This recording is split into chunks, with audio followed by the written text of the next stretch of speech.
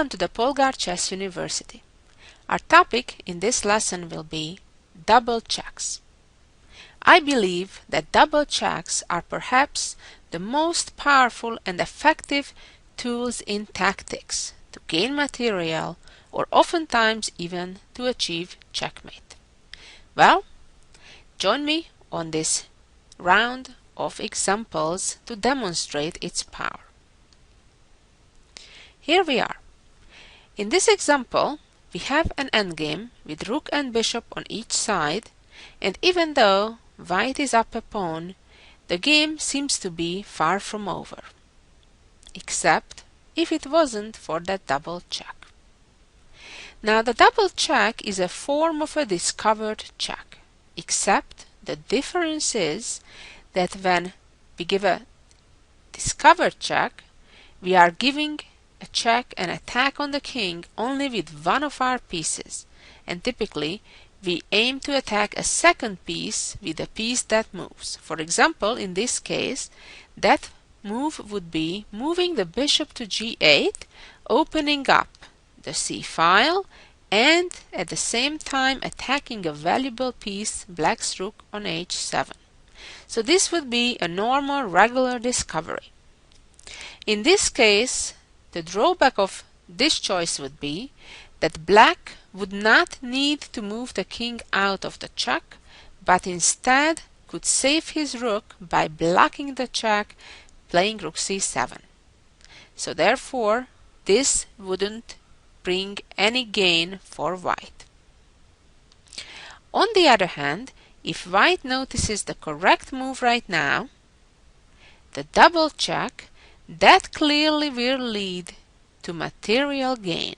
What happens here, that it's not only the rook that is checking the black king, but it's also the bishop from e6.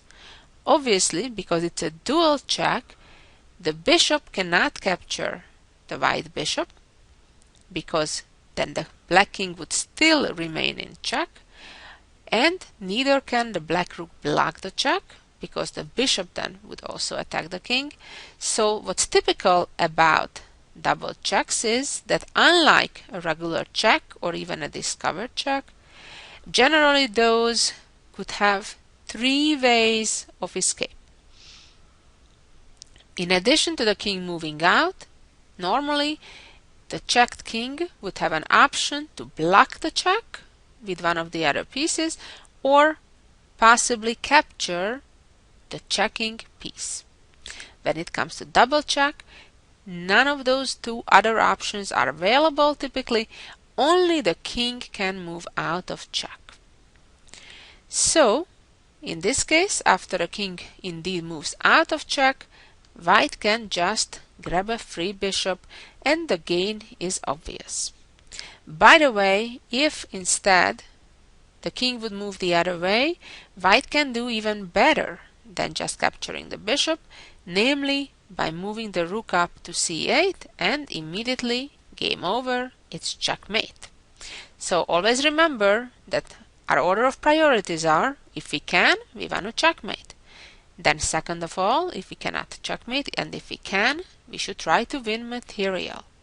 And only if none of those two are available options, then we would try to look for some other improvement in our position involving strategy. Okay, let's move on to our next example, and here we are. In this position, white already lost the queen, so it seems that white is in trouble. Black is up a queen as well as a bishop and a pawn, so it seems like white is in real serious trouble. In addition, black has just moved his bishop to g4 to attack the white rook on d1. Generally, when one of our pieces is being attacked, our first reaction is to move that very piece. However, that's wrong. Our first thought should be, is there any way to get to our opponent's king? And of course, the second question, follow-up question to that should be, does it do anything? Giving a check in itself is not an achievement. However, At all times, we need to be aware of all checking possibilities. First of all, you never know. A check may be a checkmate as well if the king cannot get out of it. So therefore, always be aware of your own checking possibilities as well as of your opponent. So right now, white plays, and instead of moving the rook, white can do a lot better, and namely give a doubled check. The bishop should go to g5. Now, in addition to the rook attacking the king, so does the bishop. And as we discussed through the previous example, we know already that it's impossible to block a check when it's double check, and neither of the checking pieces can be captured. So that leaves with the black king needing to move, and whether it moves to the left or to the right, the answer will be the same. White will be ready to checkmate.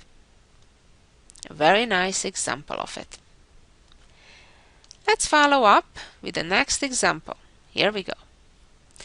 In this position, we have a queenless middle game, or almost an endgame, as we may say, since queens are gone and a number of other pieces are gone, where black is a pawn up at the moment, and in addition it seems that white has some issues going on, in that the bishop on d4 is being attacked. If that bishop moves back, let's say to e3 or f2 or g1, somewhere along this diagonal away from the attack, the trouble is that the rook on f6 won't be protected anymore. On the other hand, if the rook would move away, even if it would, for example, capture the pawn on b6, which would be a discovered check, black would be free to capture the white bishop. Even though white could also capture a bishop, the game would be still around equal after, let's say, these exchanges. Okay, so let's go back and try to focus on how can white gain material, not just trade or lose material, or as we saw in the last variation, we won a pawn, but white can do better than that.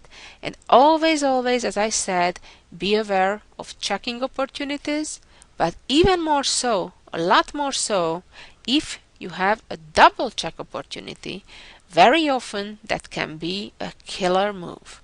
Of course, I need to stress that you don't only look for your own opportunities, but from the other side as well. So for example, if you're playing black in this position, you want to make sure you're aware of the opponent's opportunity to give a double check, and if it's a good one, you certainly would try to avoid it. So in this case, white has two ways to give double checks. One is a real good one, the other one, it would be a very poor choice. So the poor choice would be to capture on f7. It's true, the white bishop and rook are both checking the king. The problem is that the black king will capture that piece because it's so close to the king. On the other hand, if we look at the correct move, which is rook capturing the knight on g6, now all of a sudden we see that even though three black pieces are attacking the white rook, none of them can capture it because the king cannot, as the white bishop is also guarding that square, and of course the pawns cannot because the other white bishop is also attacking black's king. Right now, black would have only one choice, moving the king out of the check to f8. And it's true that at the moment the white bishop on d4 is still under attack. So is the white rook on g6, but white can save both of them by making an intermediate move. If white would move either piece at the moment, which wouldn't be an intermediate move, which wouldn't be a check, then the other piece would be lost. So therefore, white has to play very precisely, and the only way to do that is to give a check with the bishop. Now black doesn't have the time to capture the white rook on g6, And after the king moves, whether moves to g8 or moves to e7, either way, the white rook will simply retreat. And as you can see, now white has two bishops, while black has only one. White has one apiece. Let's move on to our next example. Here we are. In this position, at the first glance, it seems that black is doing very well, still having their queen on the board. Although white has significant material compensation, having a rook, a bishop, and a pawn against the queen. But nevertheless, that wouldn't be enough to win the game. White has plenty of discovered check opportunities right now by moving the bishop to various places. White could even capture the pawn on e6, winning a pawn. Nevertheless, even that wouldn't be sufficient to win the game. Again, the important point is to notice the discovered check. And indeed, white can achieve that by moving the bishop to d5. What is important in this case is that white controls the d5 square with at least one piece. Why is that important? Because that means that the black king cannot capture. So therefore, the king needs to move someplace, and that means that the white bishop will be free to capture the queen, and that is of course already an easily winning endgame with having a lot of extra material. Let's move on to the next example.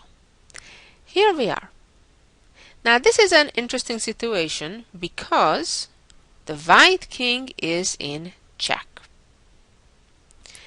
Normally, when you're in check, you're only thinking about defense, how to get out of that check, how to block that check, or, at the best, how to capture the piece that is checking us.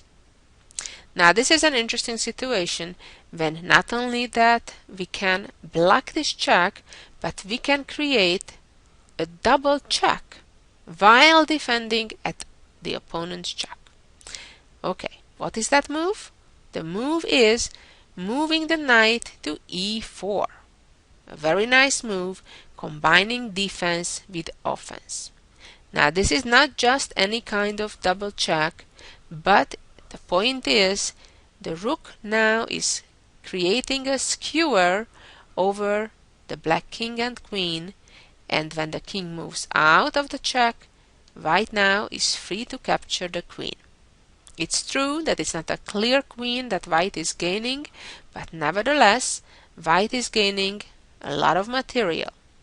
If now the bishop captures the knight with a check, the point is that the white king does not need to get out of that check and lose the rook, which would leave black with significant material advantage. However, the white rook would move back, and even after bishop takes rook, king takes bishop, white has an easily winning endgame, having an extra passed pawn on the queen side. Let's go back one more time and look at the position after knight e4, king e7, rook takes queen, and what happens if now the king captures the rook. At the moment, white is a pawn up. However, the knight in the center is attacked and is in a pin. How can white save the knight if it cannot move away?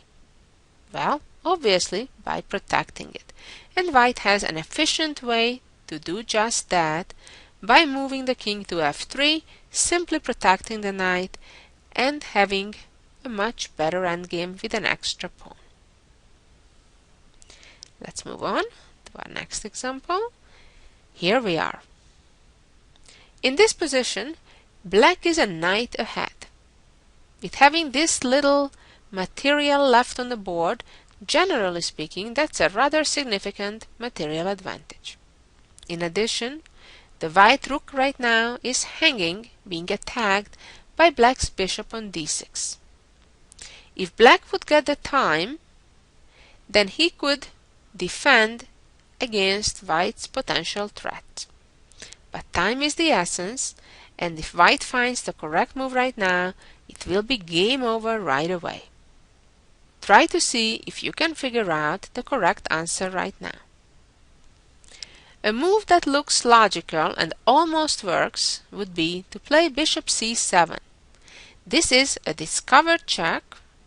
The king has no way out, and also because the bishop went to c7, the black bishop no longer attacks white's rook. So it looks like almost good. The problem is that black can still block the check, and if then white would capture black's rook, the black king would simply recapture. Or if white would capture on d6 the bishop, then the knight would capture the white bishop. So here black would be maintaining his advantage, maintaining his extra knight, and with correct play eventually win the game. So going back to the starting position here, let's think, how could we still accomplish the goal? Well, simple. You know the topic of the session, and that is double check. So look out for the double check, and in this case we see a really powerful one. By playing bishop e7, importantly the white pawn from f6 is protecting the e7 square, so therefore the black king cannot capture it.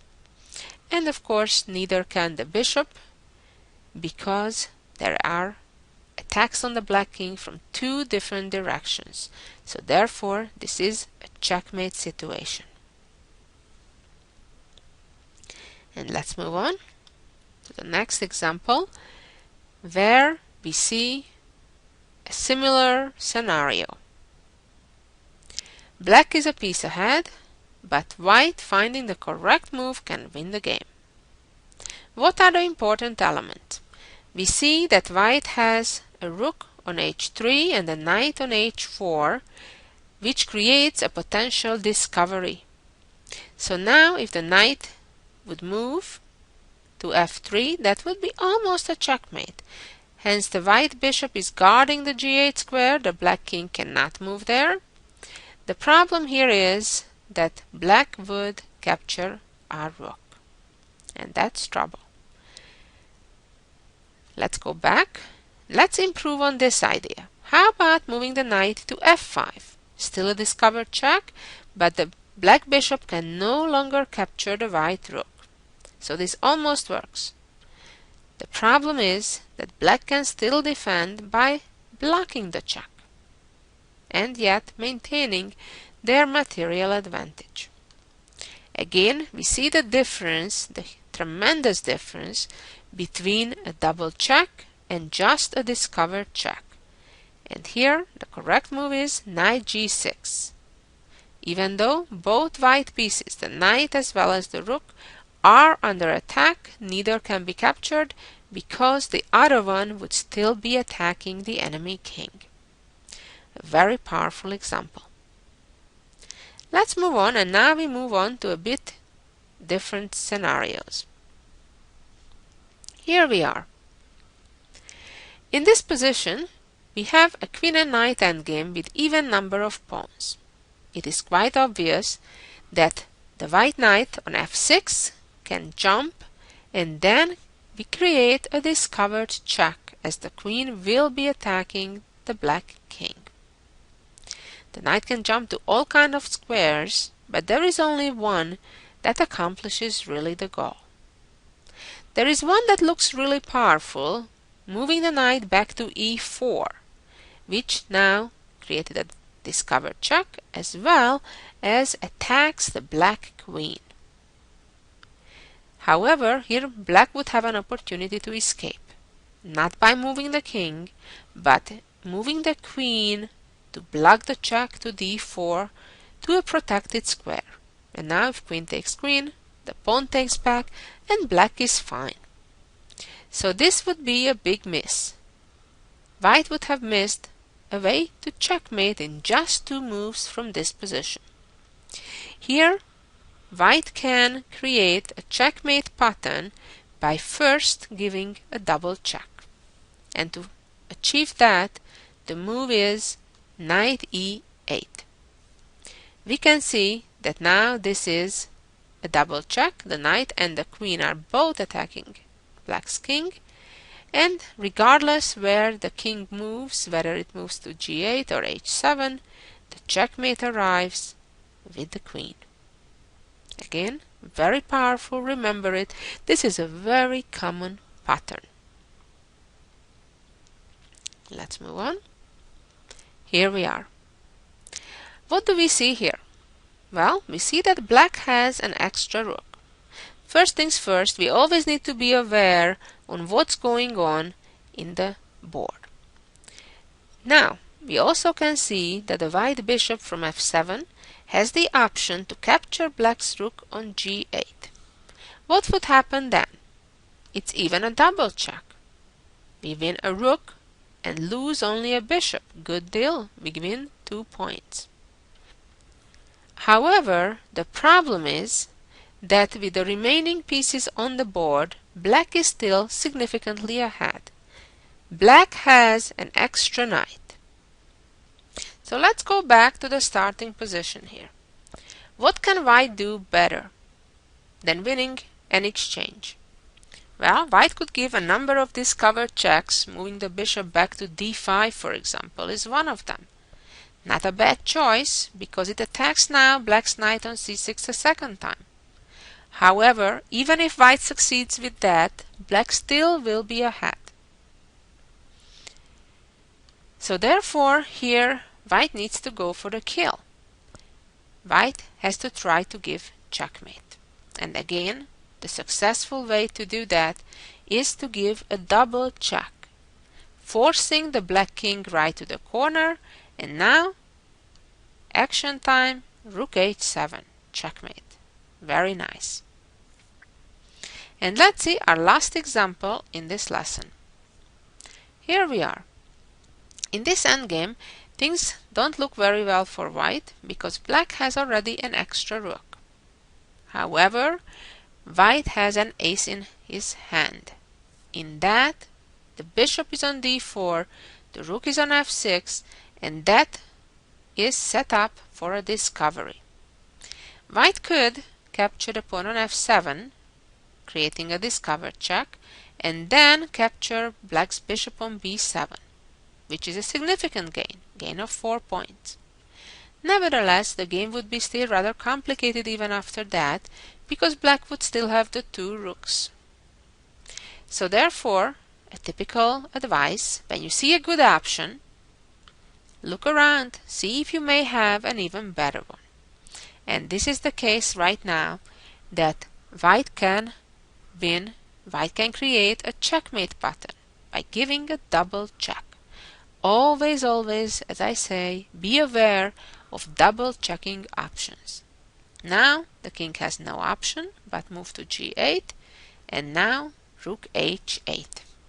And this is why it's so important to know as many checkmate patterns as possible. Solving problems of checkmate is really important, because you need to be able to imagine where you'd like to get to. In order to do that, you need to be aware of a lot of checkmate patterns. In order to try to achieve it, you need to know where you're going. And then it's much easier to try to create traps for your opponent and little combinations to achieve the ultimate goal, to checkmate. Well, I hope you got a little better idea about double checks after this lesson, and make sure to be back next week for some more valuable chess ideas. Thank you for listening, and so long until next time. Bye-bye.